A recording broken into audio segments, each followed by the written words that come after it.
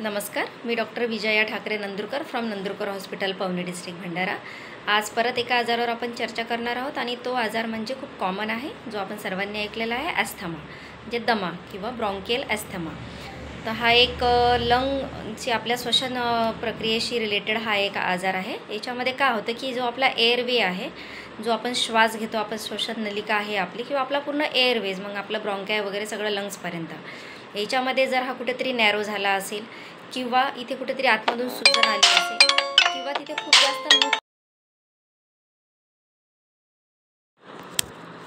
खूप जास्त प्रमाणात म्युकस जमा झाला असेल तर त्याच्यामुळे सुद्धा तिथे आपल्याला श्वास घ्यायला त्रास होऊन दम्याचा त्रास हा आपल्याला होऊ शकतो। तर दमा हा खूप कॉमन आहे, कोणत्याही एज ग्रुपमध्ये होऊ शकतो। छोट्या मुलांपासून आपण बघतो तर मोठ्या एजपर्यंत। काही जण सांगतात की आम्हाला लहानपणापासून दम्याचा त्रास आहे, कोणाला 15-15, 20-20 वर्षापासून त्रास आहे, काही जणांना 2-3 वर्षापासून असतं। छोट्या मुलांनासुद्धा होतो, ज्याला आपण चिल्ड्रेन अस्थमा म्हणतो किंवा चाइल्ड अस्थमा म्हणतो, जो बाळकफ आपल्या साध्या भाषेमध्ये मराठीमध्ये, जो खूप कॉमन असतो वयाच्या 5 वर्षापर्यंत, पण काही जणांना तो कंटिन्यू राहतो, कमी होत नाही। आणि एल्डर पेशंटमध्ये सुद्धा आपल्याला ते बघायला मिळू शकते। पण काहींना जसं लहानपणापासून असेल तर तो लाईफ टाईमसुद्धा ॲस्थमा राहू शकते। तर पुष्कळ पेशंट येतात आणि पुष्कळ जण त्याच्यासाठी खूप सारे मेडिसिन घेतात, तात्पुरता आराम होतो, कोणी वाफारा घेतो, इनहेलरचा वापर करतो। जेव्हा ॲक्यूट अटॅक येतात, पुष्कळ पॅरेंट्स मुलांना घेऊन येतात, त्यांना हॉस्पिटलाइज करावं लागते, ॲडमिट करावं लागते मुलांना, आणि वारंवार त्यांना अँटीबायोटिक्स, खूप सारं मेडिसिन्स, मग कधी स्टिरॉइड त्यांना द्यावं लागतं, कधी नेबुलाइज करावं लागतं, कधी ऑक्सिजनसुद्धा लावावं लागू शकते ॲस्थमामध्ये। तर हे या केसेसमध्ये अनेक कारणं आहे बघा ॲस्थमाचे। मोस्ट कॉमन जो कॉज आहे याच्यामध्ये आहे ॲलर्जिक फॅक्टर काहीतरी असू शकतो। मग तुम्हाला ही ॲलर्जी कशाचीही असू शकते, तुम्हाला धुळीची, मातीची, डस्टची, स्मोकची, साधं अगरबत्ती जरी लावलं तरी तुम्हाला दम्याचा त्रास सुरू होऊ शकतो। मोस्टली आपण बघितलं खूप कॉमन ज्यांना ॲलर्जिक ॲस्थमाचा हा त्रास आहे, दम्याचा ॲलर्जिक क्रॉनिक ब्रॉन्कायटिस म्हणतो आपण, याचा ज्यांना त्रास आहे त्यांना कुठे ना कुठे पहिलेपासून ॲलर्जिक सर्दीचासुद्धा त्रास असतो। म्हणजे ज्यांना खूप वर्षापासून ॲलर्जिक सर्दी आहे, नाकामध्ये खूप शिंका येतात, नाकातून पाणी वाहते, गळ्यामध्ये इरिटेशन, रवरव होते, मग हळूहळू हे क्रॉनिक होत गेलं की ते चेस्टमध्ये एकदा इन्फेक्शन तुमच्या लंग्समध्ये जर गेलं की मग तुम्हाला ब्रॉन्कायटिस आणि हा ॲस्थमाचा त्रास हा होऊ शकतो।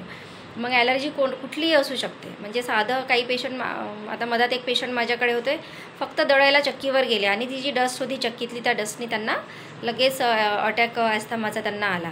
तर असं कुठल्याही प्रकारची ॲलर्जी असू शकते। तुम्ही कुठे वर्किंग प्लेस असेल, काही केमिकल्सचं इरिटेंट असेल, त्याच्या फ्युम्सनीसुद्धा तुम्हाला ॲलर्जी होऊ शकते। अगरबत्ती आहे, धूप आहे, काही तुम्ही साधं घरी जाडे जरी काढले, काही झटकझुटक जरी केलं तरी तुम्हाला समोरून तुमच्या बाजूने एखादी गाडी गेली आणि त्याची धूळ जर उडून आली तरी तुम्हाला दम्याचा त्रास हा सुरू होऊ शकतो।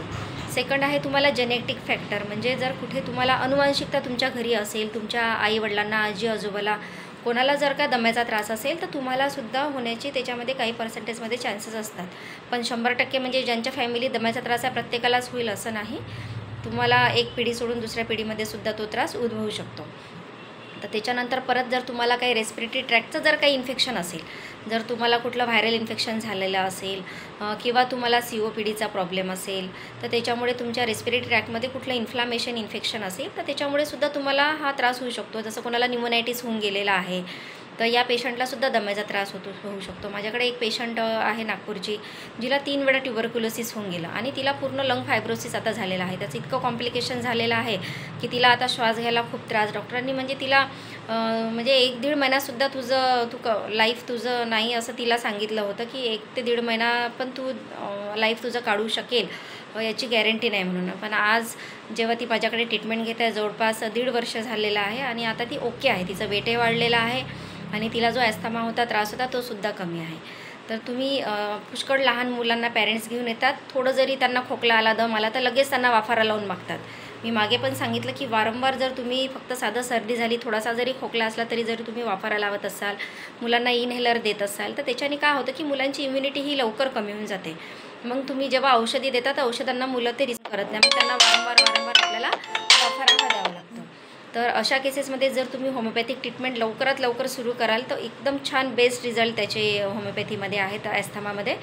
20 वर्षाच्या प्रॅक्टिसमध्ये अनेक असे पेशंट आहे ज्यांच्या मुलांना बाळकफाचा त्रास होता, काहींना 8-8 वर्षापासून, 10-10 वर्षापासून कफाचा त्रास होता, आज ते एकदम हेल्दी आणि स्वस्थ आहेत, त्यांना कुठला काही त्रास नाही। अनेक असे पेशंट एजेड एल्डर पेशंट होते की ज्यांना खूप जास्त दम्याचा त्रास होता, नेहमी त्यांना वाफारा लावणं, नेहमी ॲडमिट करावं लागायचं, पण जसं त्यांनी होमिओपॅथिक ट्रीटमेंट सुरू केलं आणि खूप रेग्युलर औषध जर तुम्ही व्यवस्थित घेतलं तर होमिओपॅथीमध्ये एकदम ट्रिमेंडस, एकदम मिरॅकल असे रिझल्ट होमिओपॅथी मेडिसिनचे ॲस्थमामध्ये आहेत, की तुमचा जो मूड आहे, कारण जे आहे, म्हणजे तुम्हाला जर ॲलर्जी असेल तर तुम्ही काही ॲलर्जीच्या गोळ्या वगैरे घेतल्या तर तुम्हाला ते 24 तास काम करतात. ते खाल्लं की एक दिवस एक रात्र तुम्हाला बरं वाटणार, परत तसंच होणार.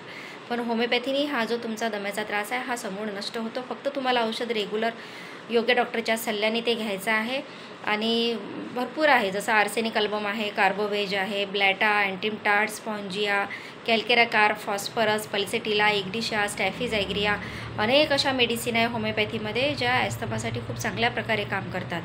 पण आपल्याला त्याच्याबद्दल माहिती नसते की होमिओपॅथीच्या औषधाने सुद्धा आपल्याला आराम होऊ शकतो म्हणून. असे अनेक पेशंट आहे ज्यांना COPDचा प्रॉब्लेम होता, कोणाला कार्डियाक प्रॉब्लेममुळे सुद्धा इकडे दम्याचा त्रास होऊ शकतो. अनेक त्याचे रिझन आहे दमा होण्याचे, पण आपल्याला त्याचं जे मूळ कारण आहे ते शोधल्याशिवाय जर आपण नुसतं दम आहे म्हणून तात्पुरतं वाफारा घेत राहतो, त्याच्याने काय होईल, फक्त तुमचे सिम्पटम्स जे आहे, जे लक्षण आहे ते फक्त कमी होणार, पण त्याचे जे मूळ कारण आहे ते तुमचं ॲज इट इजच राहणार. म्हणून तुम्हाला त्याच्यासोबत जर तुम्ही होमिओपॅथीचं मेडिसिन जर घेत आहात ट्रीटमेंट, तर नक्कीच हा आजार तुमचा पूर्णपणे जाऊ शकतो. थँक्यू, धन्यवाद.